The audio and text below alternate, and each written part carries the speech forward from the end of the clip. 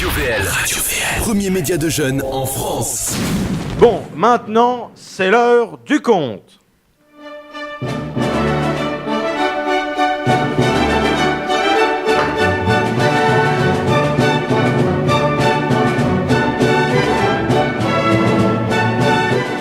Cette semaine, la télévision a rendu hommage au couple.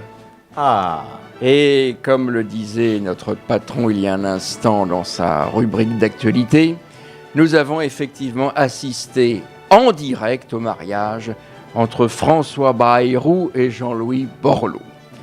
Après le mariage pour tous, voici donc un mariage pour rien.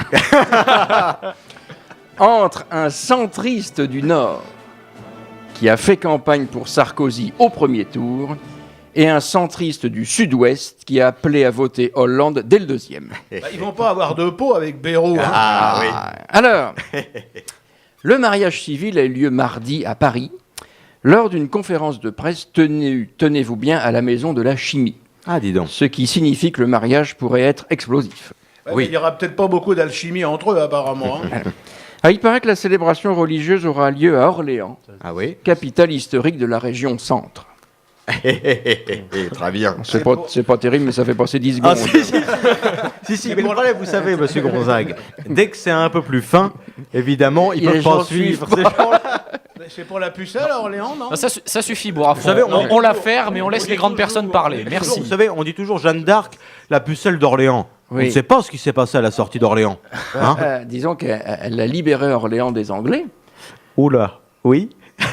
Oui, allez-y. Tandis qu'avec le nouveau couple François Bayrou et Jean-Louis Borloo, il y en a peut-être un qui va dire « Tiens, les Anglais ont débarqué ».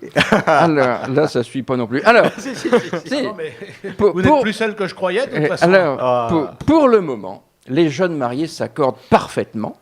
Le couple est même fusionnel, puisque c'est Borloo qui boit et Bayrou qui bégaye. Et qui est-ce qui trinque là-dedans?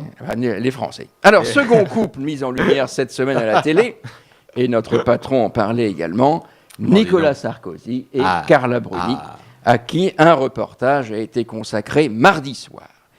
Une histoire d'amour assez logique, somme toute, puisque dans le reportage, on voit Carla qui chante avant l'élection présidentielle et Sarkozy qui sort de scène après le scrutin. Ouais, mais après elle déchante aussi. Hey. Oui, exactement. Alors, aujourd'hui, je propose d'aller plus loin sur Radio VL Oui. et de parler des amoureux Radio d'opinion. Que la télévision a oublié cette semaine. Ah. Alors, chez les chanteurs, on n'a pas parlé du couple formé par Jacques Dutronc et Françoise Hardy. Eux aussi sont fusionnels, puisque Dutronc, qui fume des cigares, a mis la bague au doigt à une tige. Chez les politiques... Juste, je vous en prie, cher patron. Vous connaissez... Vous connaissez la différence entre Jacques Dutronc et Françoise Hardy? Non. Jacques Dutronc a passé sa vie sur les planches, tandis que Hardy a passé ses nuits sous Dutronc. Mais donc le nom, s'il se marie, ça va faire Hardy Dutronc.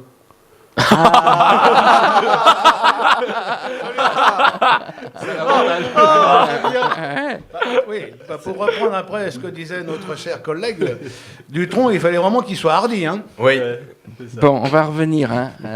Oui, Alors, chez les politiques, le petit écran a zappé notre couple présidentiel actuel, au sein duquel c'est Trier-Valeur qui aboie et Hollande qui fait le toutou.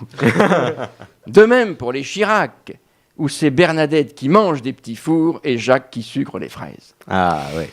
Il ne faut pas oublier ce malheureux couple qui s'est séparé, Dominique Strauss-Kahn et Anne Sinclair. Quel dommage.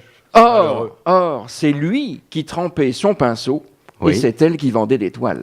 Ça, Sinclair. Et à noter que si le pinceau de Dominique mesure quelques centimètres, les toiles d'Anne Sinclair sont toutes des toiles de maître. Oui, mais vous savez, depuis le temps que son mari n'est pas allé voir sa légitime, ça s'est peut-être transformé en croûte. On parlait Alors- des toiles de mer. Alors, pour rester dans la peinture, Goya. Ah, Chantal. Eh bien, son mari Jean-Jacques Debout vient de lui écrire une nouvelle comédie musicale afin qu'elle se relève. Dans le même genre, hein, depuis qu'elle est mariée avec Debout, elle a une situation bien assise. Hein. Oui. Giscard d'Estaing, oui. avec lui et à son grand désespoir, il forme un couple tout seul. Pourquoi ? Résultat, il se prénomme Valérie et il parle tout le temps de son popole.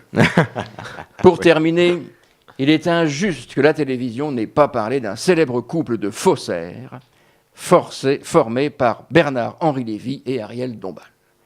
En effet, lui, ça fait des années qu'il nous fait croire qu'il est philosophe et elle qu'elle est chanteuse.